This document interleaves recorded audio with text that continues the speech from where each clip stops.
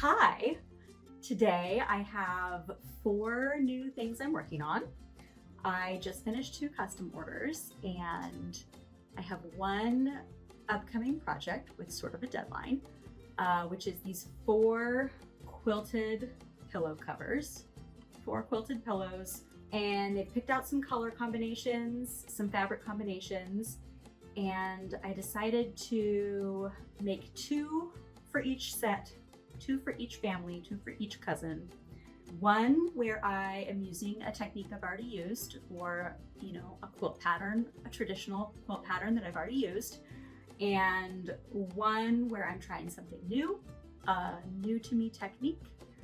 And I think the one that I'm going to get started on, we've got the cacti, the succulents in purple, aubergine, and in green. And I think for this one, for my new to me technique, where I'm gonna be a beginner today, we're gonna do some Prairie Points. So I've never done Prairie Points before, but I think I get the gist. And I think we're gonna have fun with it. I think I'll show a still, because you probably can't see how crazy saturated these colors are from there. And I'm going to use some solids mostly for my Prairie Points. I've got kind of an array of greens and burgundies and kind of eggplant colors, and then the sort of brighter ones, which I don't know how much I'll use. We'll see when I'm sort of laying it out. And I've got some 5-inch squares of this orange color. As my background, I'm going to use this. This is Warp and Weft Ruby Star Society in Thunder. It's a cross weave, yarn dyed cross weave. So it's a little bit thinner, a little lighter weight, a little silkier than regular quilting cotton. So I thought that would be good to kind of balance out sort of the bulk of the peaks. And I'm using 5-inch squares because I think if I have extras, if I have leftovers, 5-inch squares are one of the easiest sort of scrap sizes for me to use. Look at when I fold it into a little prairie peak. It has this little crochet design right in it. It's perfect. This is fate. Okay, so I think my first step is going to be to cut the 5-inch squares that I'm going to use to make my little triangles, and we're going to see. We're going on a journey. If I'm a beginner, you get to be a beginner too today. So let's see how this works.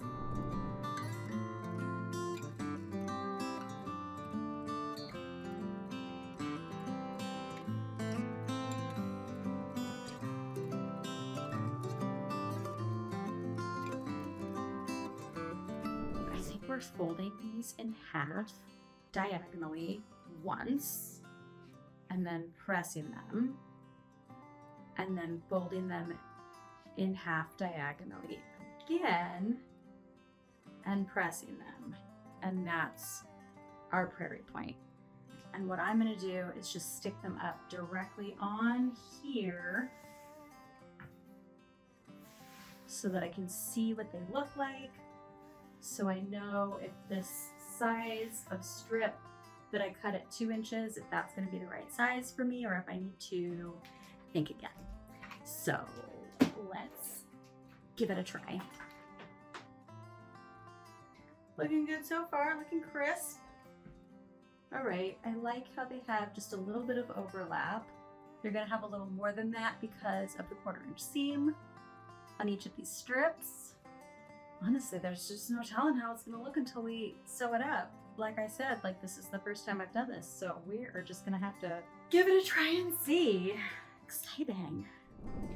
Okay, so I've got them spaced out. They're overlapping just a little. And now that I look at them, they are folded. This one's folded this way, and this one's folded this way.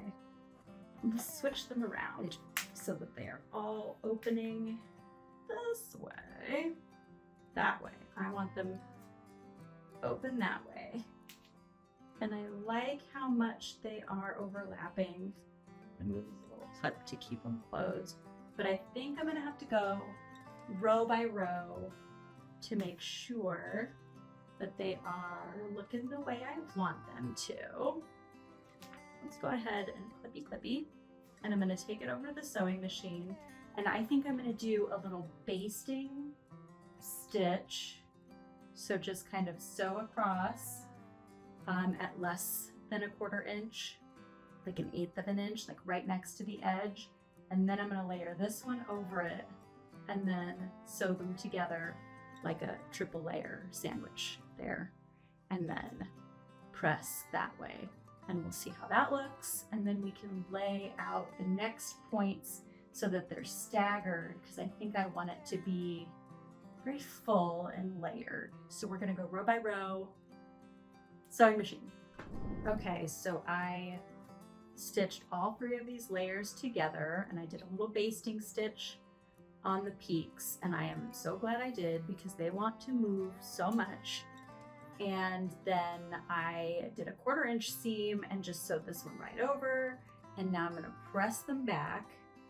And I'm so glad that I went row by row because, like I said, I am learning, and I am growing. And I have learned that these need to be a lot crisper because they're moving all over the place. It's hard to hold them in place. So I don't plan to wash this before I give it as a gift, so I don't want to use starch. So I'm going to use flatter spray and just hope that that works. And we're going to press this up, just the blue strip. We're going to press it away from the little peaks. See how they look. They look really good. I like their spacing. And I think I'm going to do a little navy blue top stitch just right close to the folded edge there because that is just going to look a little slicker. So I'm going to do that, and then I'm going to use flatter, which hopefully is just basically water. I don't really know what's in here, but it doesn't leave any of that white residue, so that's why I'm using it. And I am going to press these to within 1 inch of their life, and we're going to see if that makes them stiff enough. Okay, I'm going to show one more time how I've been making these points, which is folding it in half diagonally and pressing it to death. Then folding it in half diagonally again so that this side is all raw edges, the hypotenuse there. I'm super smart. And then the creased part is down here. And then I'm going to starch the living daylights out of it with flatter or any starch or water, and then press it in half again. And I think anecdotally, the art gallery is the fabric. That's these ones and these ones and these ones, and they are the ones that are pressing the most crisply. They're all usable, they're all working. And then I have them lined up so that the folded parts are all on one side, and then my little openings are all on one side, so that they're all going to be facing the same way in the project. So now I've already made one row and I've learned some things. And so through the magic of video, I get to go back in time and give you a proper list of the ingredients you're going to need to make this project. You're welcome. So because I'm making this into a pillow, a quilted pillow cover, I'm going to use the inspiration fabric here as my pillow backing, which means that I'm still going to need something to quilt the Prairie Points piece to.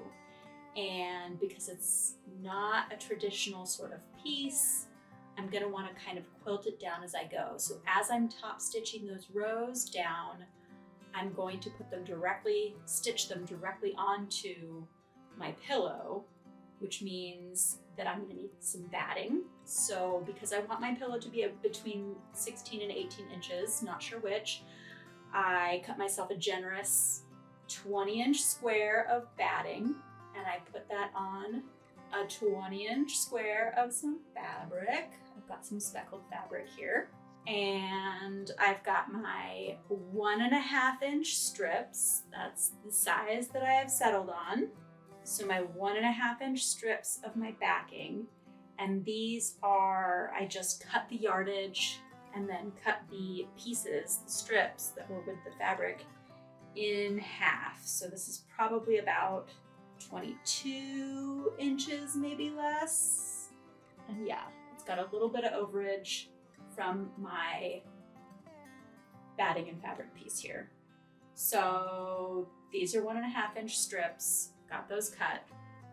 And then you're also going to want your fabric squares for your points. And again, I cut my squares 5 inches because I think that's the most usable size for when I have extra squares. I think they can be any size because you're just folding them into triangles. So you don't want them to be too small where they're going to fold up in about half of what you had before. So super small, you're going to have a little trouble wrangling them. This is a pretty big size. My points are pretty large, and you could have different sizes in the same project. I don't think I'm going to do that here. I think I'm going to use the same 5-inch squares for the whole thing. That's it. Okay, so we are in sewing machine view. I'm still here. And what we're gonna do is take our first strip here and we're gonna face it so that our little openings are here because we want each of these points to be kind of fed to the point before it. So we're gonna have the fold facing me, and I'm going to top stitch it directly to my little backing here. And I'm gonna sort of center it so that not too much of each point on the side is gonna get cut off when I eventually cut this into the shape I want. And now I'm doing this directly to my backing and my batting here because it's gonna be really hard to quilt sort of around these little folds. You're gonna have to pull them up. So I'm just gonna top stitch it directly on here, and that's the way I'm gonna quilt it. So I've got some navy thread in here, and I think I'm gonna do it very close to the edge, if you can see that. So it's gonna be really hard to see because my thread is navy.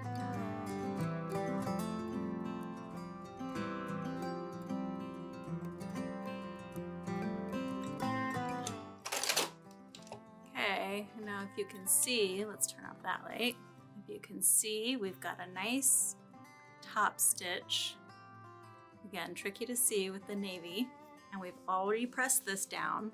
So now I am going to directly place my points how I want them to be. Okay, now if you can see what I'm doing here, I have my first row stitched to my batting. Then I pressed the strip away and I top stitched it. I don't know if you'll even get close enough to see the top stitching because the top stitching is also in navy on this thunder background. Okay, and now I'm just lining up my next row, and I've got all my pieces here and they're all folding out into the same direction so that I can just place them in where I want them to go. And then each one is just gonna kind of chomp down on the one before. Just open it up, feed one in, and chomp, chomp, chomp, chomp, chomp. And I had them kind of evenly spaced, but I'm not really sure it matters, especially because each successive row is kind of gonna, fill this out a lot more. Let's get some more warm colors in here. Let's just chomp, chomp, chomp. And then I'm clipping them. And I think I'll leave this one empty at the end because I've got enough space. This is probably just gonna get cut off here anyway since I'm making an 18-inch pillow and I only had like 20 inches of batting and backing. So now what I can do now is I could do a little basting stitch, and I could do that maybe 1/8 of an inch away from the edge just to keep those all in place. But I think what I'm gonna do is just take one of my blue strips and clip it down right over so that it is even, so that I am going to be sewing down all 3 layers all at once. And maybe need another clip over there. And I did it a little too short, and that's okay. Okay, and then I've got my navy blue thread, and I'm just gonna do it the full with a 1/4 inch seam here. And I let my machine get undone. Let me just rethread. Okay, with my little sewing machine light, it's kind of even harder to see, I think. Let's see.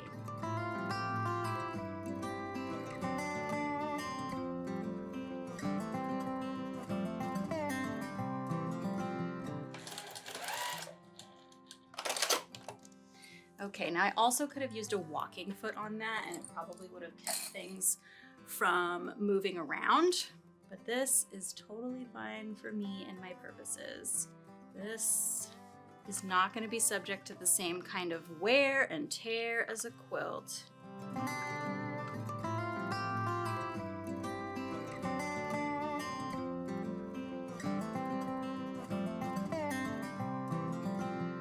Just to keep it looking as clean and crisp as it does over here. Okay, so you can see I've got quite a few rows here now.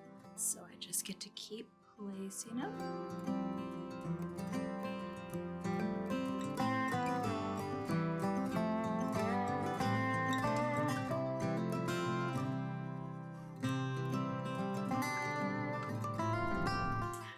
It's done.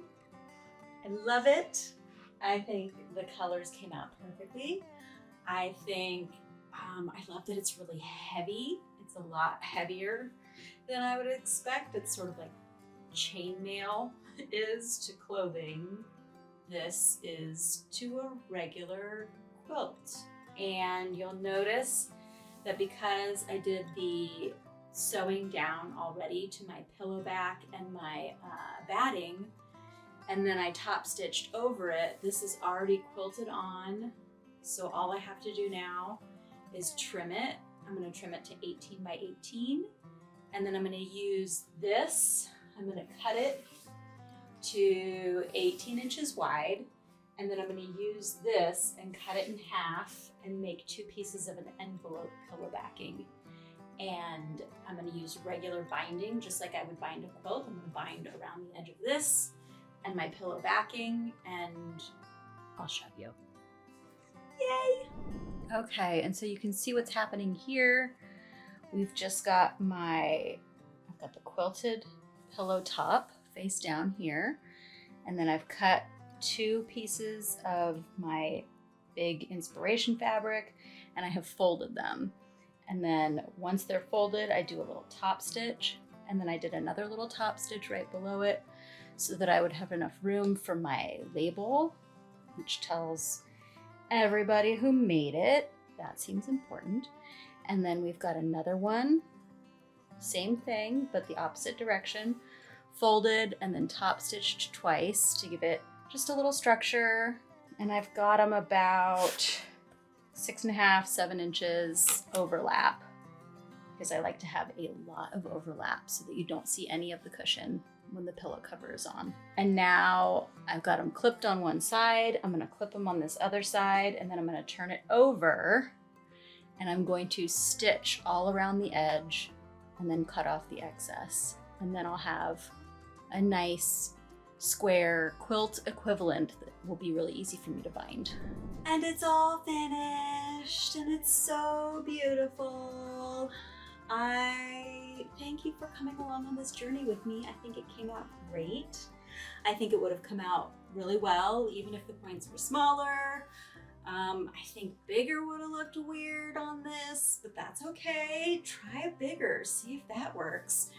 I used some navy speckled for my binding. You can see that I bound it just like a regular quilt with my little backing faced on already. Just attach the binding that way, and so that way it opens up in the back, but it's all bound around the edge.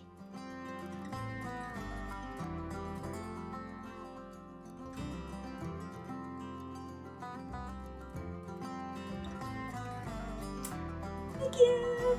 Bye.